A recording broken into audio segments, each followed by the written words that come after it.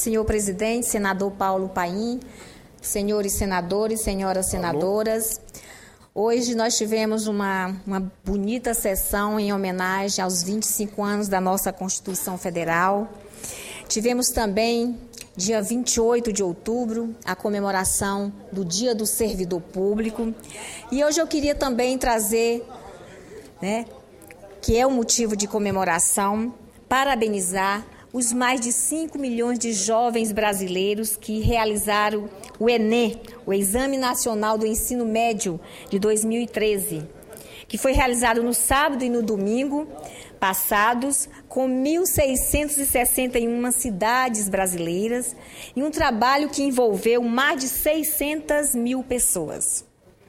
Aperfeiçoando as características de ser voluntário e voltado à melhoria da qualidade do ensino médio, o Enem, deste ano, teve um número recorde de 7 milhões de inscritos e terminou coberto de êxito.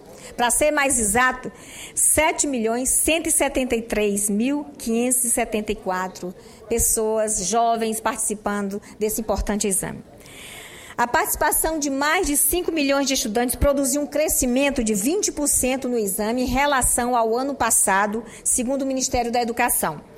E o Instituto Nacional de Pesquisas Educacionais Anísio Teixeira, INEP, órgão responsável pela realização do Enem. Foram, portanto, apenas cerca de 29% de abstenção média, o que não é motivo de descrédito do exame, pois em 2009, por exemplo, o índice de abstenção foi de 37,7%. Nem por isso, senhor presidente, o exame deixou de ser atração para os estudantes que a cada ano se preparam para se sair bem nas provas. Neste Enem, os candidatos resolveram questões sobre ciências humanas, tecnologias, linguagens, matemática e redação, demonstrando desta feita a aprovação ao exame criado há 15 anos e que oferece aos participantes a oportunidade de conquistar vagas em instituições públicas e privadas do ensino superior brasileiro.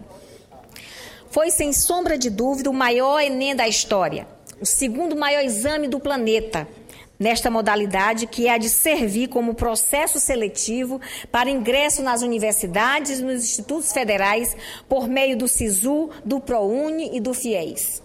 Este ano, diferente de anos anteriores, não houve, como vimos, nenhum incidente grave que viesse a prejudicar o trabalho que o governo federal tanto se empenhou em realizar. Houve, sim, fatos de natureza humana que fogem à governabilidade da administração pública, como, por exemplo, a morte de um candidato que morava em Varginha, em Minas Gerais, e que se envolveu em um acidente de moto quando estava a caminho do exame. Outro fato foi o nascimento de um bebê em Teresina, no estado do Piauí, quando a candidata grávida entrou em trabalho de parto durante a prova. Esta candidata tem garantido o seu direito de fazer a prova novamente por meio de apresentação de recursos, conforme previsto no edital do exame. No Rio de Janeiro, houve o registro de outra candidata que entrou em trabalho de parto durante a prova.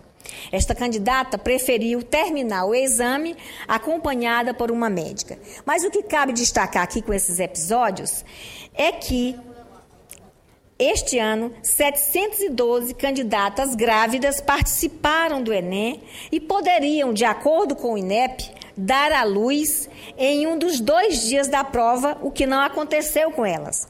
Mas o que é importante é que o sistema de atendimento à gestante instalado nos locais em que elas fariam as provas. Isso é bom para os estudantes brasileiros. É a garantia do direito das mulheres de terem segurança para fazerem a prova, independente do seu momento de reprodução da vida. Cabe destacar ainda, na edição do Enem deste ano, a eficiência do MEC no monitoramento das redes sociais. Durante os 2 dias de prova, o MEC monitorou, juntamente com o INEP, quase 2 milhões de Twitter, Instagram e Facebook, com assuntos relacionados ao exame. O MEC agiu rapidamente e impediu que ações danosas pudessem prejudicar a credibilidade do exame.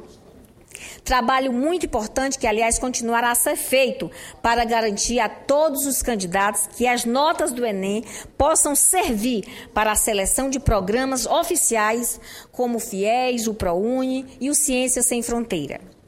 Uma demonstração, senhor presidente, da aprovação do Enem vem do meu estado de Roraima, onde o número de inscritos no exame só vem crescendo em relação às edições anteriores da prova.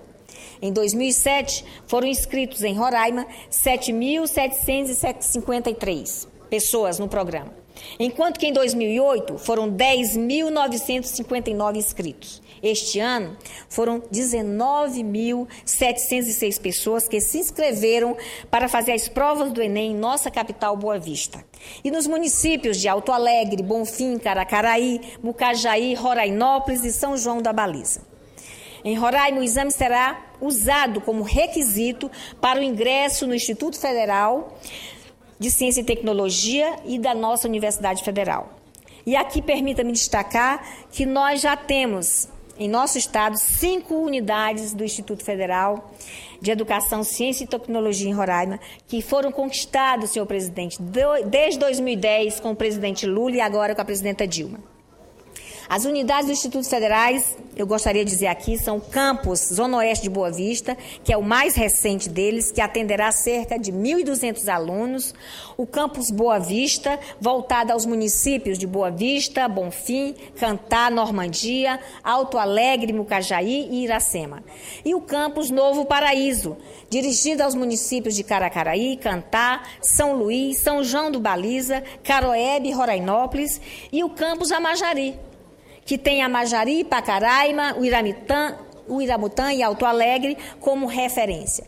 Então, como podemos perceber, a expansão da Escola Federal de Educação Profissional e Tecnológica em nosso estado tem sido um fato muito importante que mostra o compromisso do governo federal, do governo do ex-presidente Lula e agora da presidenta Dilma em oferecer ensino médio, técnico, profissionalizante de qualidade à população do nosso país e do nosso estado de Roraima.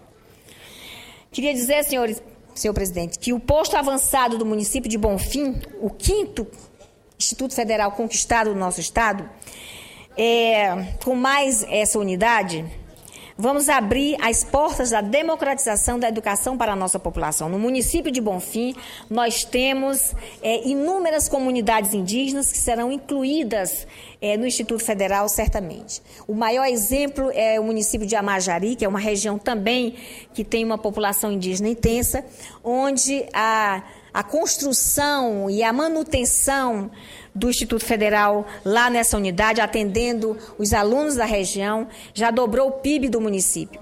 Isso é uma realidade que a gente não pode deixar de estar valorizando, porque além de oferecer as vagas para os nossos estudantes, ainda melhora a economia do município e da região. Na Universidade Federal de Roraima, as notas do Enem serão usadas como critérios de seleção de candidatos para ingresso nos seus cursos de graduação somente a partir de 2011. Já na Universidade Estadual de Roraima, a utilização do exame para ingresso nos cursos de graduação ainda está em discussão. Lamentável, todavia, foi o sofrimento dos estudantes de Boa Vista que não contaram com melhores condições estruturais para fazer as provas. Em alguns locais onde realizaram as provas, os ventiladores eram velhos, as salas muito quentes e o barulho prejudicou o rendimento dos estudantes. Um exemplo foi na Escola Estadual Hélio da Costa Campo, na Zona Oeste de Boa Vista. Lá, realmente, a estrutura oferecida gerou grande insatisfação por parte dos estudantes que estavam realizando as provas do Enem. Acho que cabe aqui uma articulação do governo federal com o governo do estado, no sentido de oferecer melhor estrutura das escolas do estado, não apenas para a realização do exame, mas com a compreensão de que oferecer ambientes confortáveis e adequados às crianças e adolescentes que estudam, apesar das dificuldades estruturais que enfrentam em cada escola pública do nosso Estado. Então, penso que tem que haver essa preocupação também com o conforto dos nossos estudantes no momento da realização da prova. Infelizmente, foi detectado um grau elevado de insatisfação por parte dos estudantes em nossa capital Boa Vista. Mas hoje a gente quer parabenizar os realizadores do Enem e que amanhã terá seu gabarito divulgado pelo MEC. Queria, em especial, parabenizar o ministro da Educação, Aloysio Mercadante. Um outro tema que trago aqui a essa tribuna também é sobre a realização de uma audiência pública que tivemos hoje na Comissão de Educação do Senado para discutir e instruir o projeto de lei que aprova o Plano Nacional de Educação. Nós realizamos hoje a 4ª audiência pública, discutindo com as entidades de classe, com a sociedade civil organizada, com a CNTE, representando os trabalhadores da educação, o nosso Plano Nacional de Educação. Então, nesta audiência pública, nós tivemos a presença do professor Rivanildo Cadete, que é o presidente da Organização dos Professores Indígenas do meu estado de Roraima. Participou entre ele e outras autoridades, outros representantes da sociedade civil. Dentre as relevantes questões que foram discutidas durante esta reunião, estava o importante debate sobre a educação escolar indígena, que coloca um importante desafio para o nosso país. Então, a maioria das comunidades indígenas que hoje que tem contato próximo com o meio urbano e com a cultura derivada do processo de colonização. Então, por esse motivo, por essa proximidade com o meio urbano, torna-se cada vez mais difícil manter os costumes dos índios e preservar sua língua original no meio escolar, junto com outras matérias. Embora as escolas indígenas assegurem currículos diferenciados, os indígenas estão em constante contato com a língua oficial do país, o que, de certa forma, dificulta a preservação de suas línguas maternas. É evidente que, diante da diversidade linguística, o processo educacional deve manter um equilíbrio para que a língua oficial do país não seja imposta e se abra o máximo de espaço para o ensino da língua indígena, de modo que esta não se perca. Então, nosso estado de Roraima, por exemplo, tem 12% da sua população indígena, temos 8 etnias indígenas diferentes, por isso a importância, do ensino diferenciado, considerando todas essas especificidades típicas das comunidades indígenas. Decorre daí a importância do professor bilíngue e que seja professor indígena também. É na formação de professores, portanto, que está o ponto crucial da educação escolar indígena.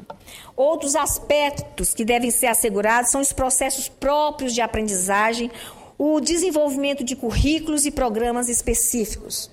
É papel da educação indígena, portanto, reafirmar as identidades étnicas, valorizar suas línguas e investir nos conhecimentos tradicionais, ao mesmo tempo em que garante aos índios e às suas comunidades o acesso às informações, conhecimentos técnicos e científicos da sociedade nacional e das demais sociedades, sejam elas indígenas ou não.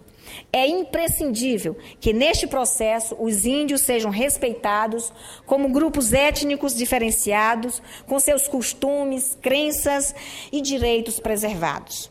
Senhor presidente, o Plano Nacional de Educação, com exame nesta casa, leva em conta essa postura. Faz corretamente referências frequentes à educação escolar indígena. Praticamente a cada uma de suas metas torna claro que a forma inclusiva que pretende-se sempre dar atenção especial à educação indígena. Essas referências ocorrem no corpo da lei, em especial nos artigos 7º e 8º. A partir daí, praticamente todas as metas do PNE colocam em suas estratégias medidas inclusivas voltadas ao ensino indígena. No parágrafo 4º do artigo 7º, prevê-se que haverá regime de colaboração específico para a implementação de modalidades de educação escolar que levem em conta as identidades e especificidades socioculturais, linguísticas, étnico-educacionais e territoriais de cada comunidade indígena e quilombola envolvida, assegurada a consulta prévia às comunidades. Isso é muito importante. Já no artigo 8º, determina-se que as estratégias dos planos de educação de todos os entes federados considerem as necessidades específicas das populações do campo e das comunidades indígenas. Se já contamos hoje, e desde a Constituição, que acaba de completar 25 anos, com uma estrutura legal que reconhece as especificidades do ensino indígena, com a aprovação do Plano Nacional de Educação, passaremos a dispor de instrumentos para garanti-la de forma concreta. Não podemos, senhor presidente, perder de vista que a educação escolar indígena precisa, antes de mais nada, reconhecer que o ensino de um povo não ocorre apenas na sala de aula. A educação indígena tem de, assumidamente, permear todos os espaços da aldeia e da comunidade indígena. No plano escolar, porém, deve pautar-se pela valorização da cultura de cada povo indígena, como forma de afirmação e preservação de sua diversidade étnica. Isso se fará mediante o fortalecimento das práticas socioculturais e da língua materna de cada comunidade. Para isso, o ponto-chave é a formulação e manutenção de programas de pessoal especializado para a educação escolar nas comunidades indígenas. O professor será sempre a figura central desse processo. Por isso mesmo, a sua formação precisa receber absoluta prioridade. Registremos que existe uma enorme diversidade entre os povos indígenas e suas línguas. Decorre daí a principal dificuldade para desenvolvermos esse processo de formação de quadros.